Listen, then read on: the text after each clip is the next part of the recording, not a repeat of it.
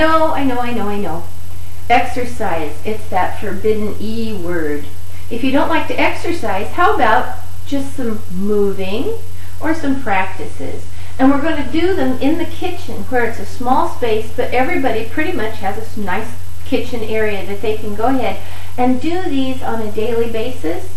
It's an investment of about 13 minutes in cadence, control, balance, muscle balance, torso and shoulder rigidity, some strength, some posture, expansive moves, and working on some flexibility and range of motion.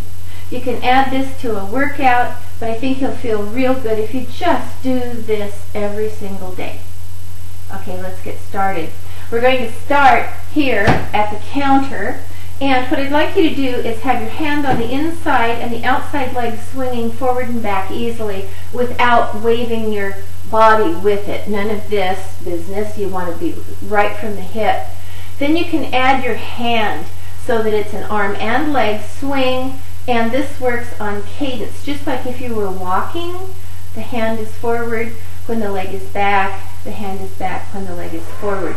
So we're working on cadence. We're also working, of course, on a little bit of flexibility and warm-up. And when you want to turn around to the other side, I'm going to come over here and I'm going to swing forward and back here so that I can keep my eye on you. Just an easy swing forward and back. You can add the arm high if you want, but you don't really need to because you're just warming up. Just a couple more here. Then we're going to do some toe touch circles. Again, hand on the bar, stand on your inside foot, touch toward the inside, bring it to the outside and touch toward the inside and back. Try not to lean forward with it and back with it. Try and keep the torso upright. We're working in the hip joint here, and you think, geez, I just don't use that much. But this is a real important one for turning, because you use the hip for turning. A couple more. And remember, if you have hip replacement, don't go past the midpoint there. Don't kick across your leg and across your leg and back. So let's go to the other side. A more or less straight leg, straight knee, upright body. Think about how good it feels. See, you're not huffing and puffing. One more. One of my favorites, you've probably seen it, good for so many things. Up on your toes, back on your heels.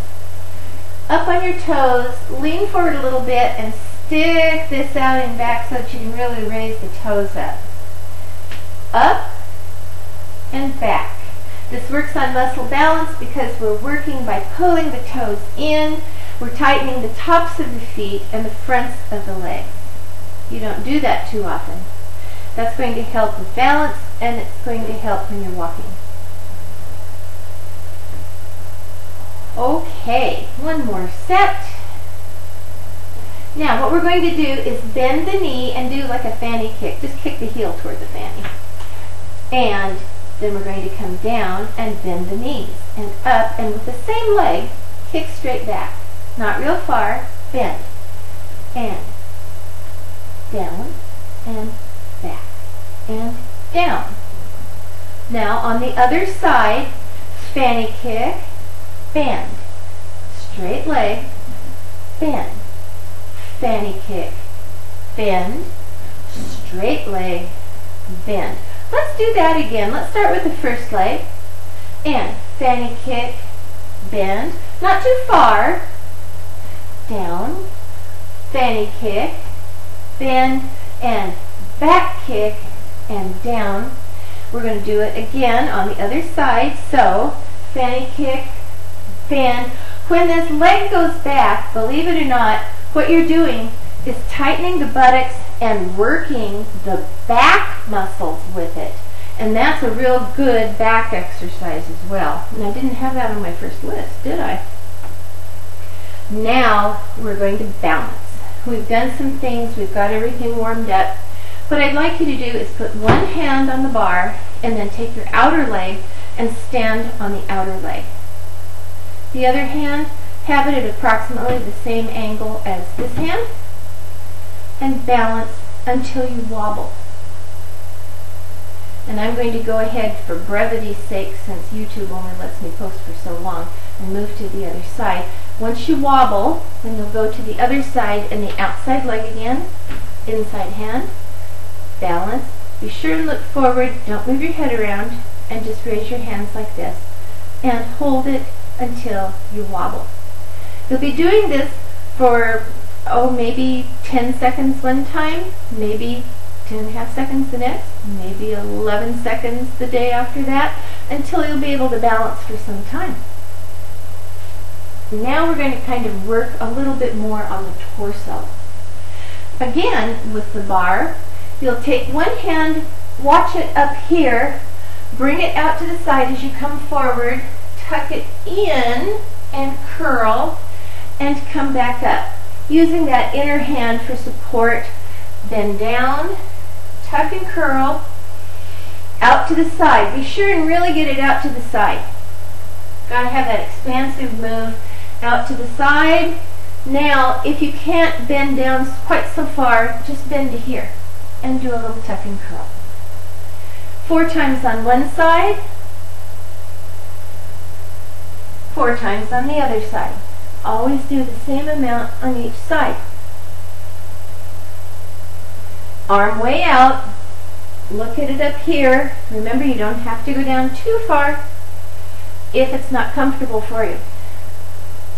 But this hand that's on the bar is your support arm.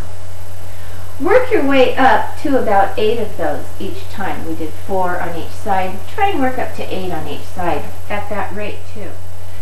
Sometimes I screw up, so we have a splice tape here. Okay, we're going to go face up, stepping about 2 feet away from your counter.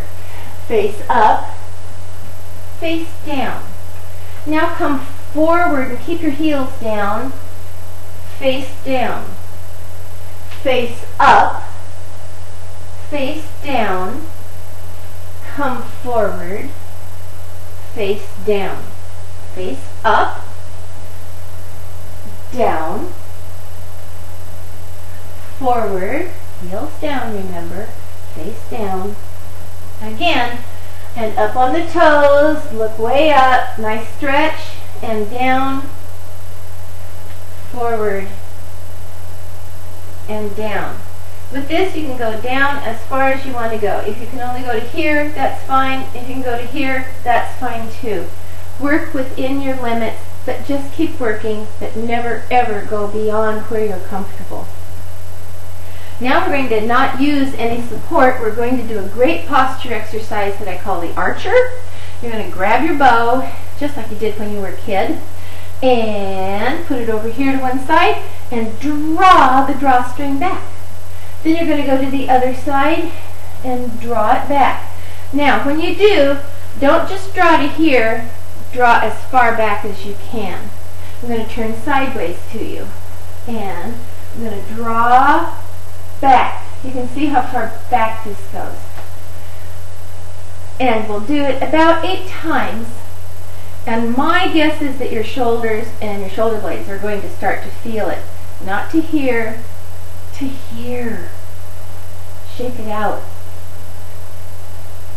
Now we're going to take our hand up. Have a little bend in your elbow as you do this. Palm forward, bring it back, and turn and look at it. Same thing. On the other side. Palm up and back. Palm up and back. This time, palm down and back. When I say palm, it's kind of forward. Push it back. You're looking at the top of the hand now. And back. We're going to do the same thing down here. Push it back. Push it back. Push it back. Push it back. And you see I'm turning with it each time. Now with the palm forward, do the same thing. Push it back and lift.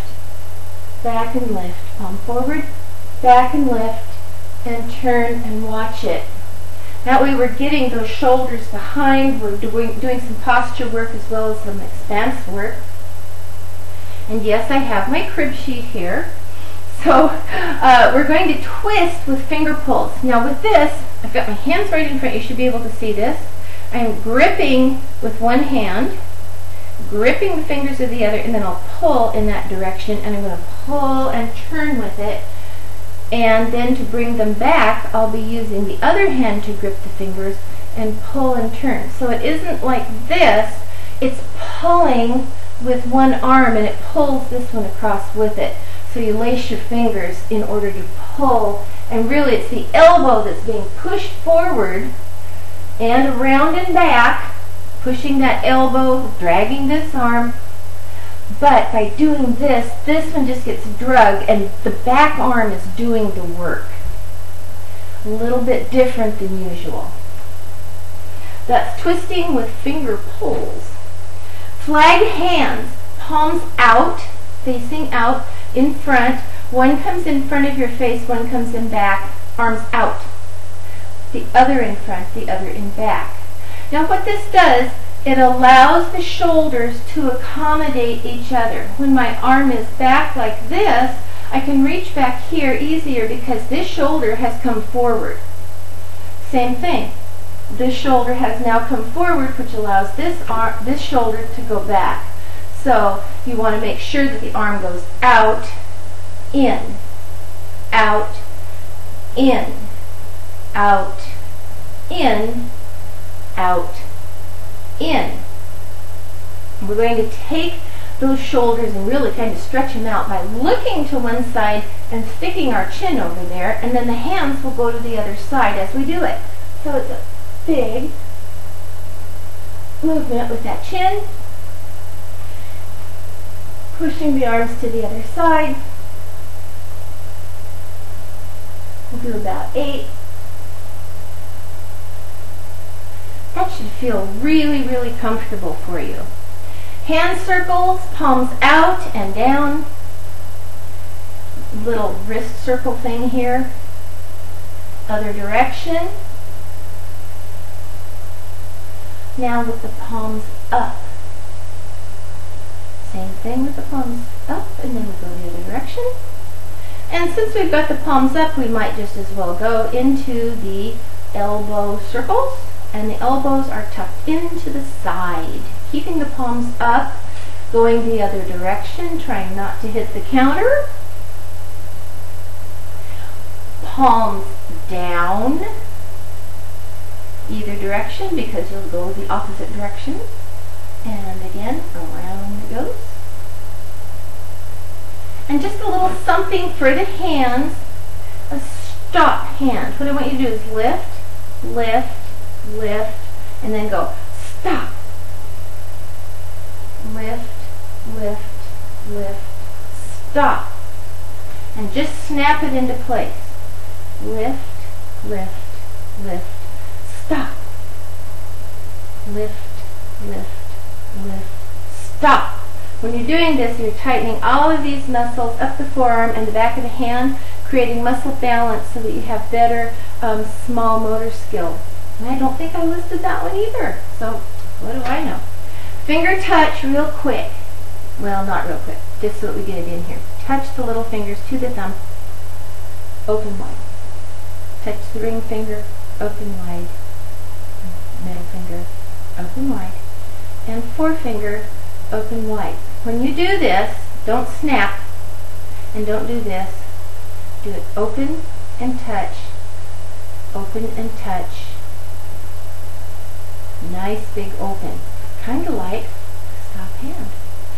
Join me on Facebook. You're going to find a list of these on Facebook, and it'll be telling you what we're targeting with each one of these, so that you can see that we get a big broad scope of several different symptoms for Parkinson's and work on them in just one little fell swoop. Okay?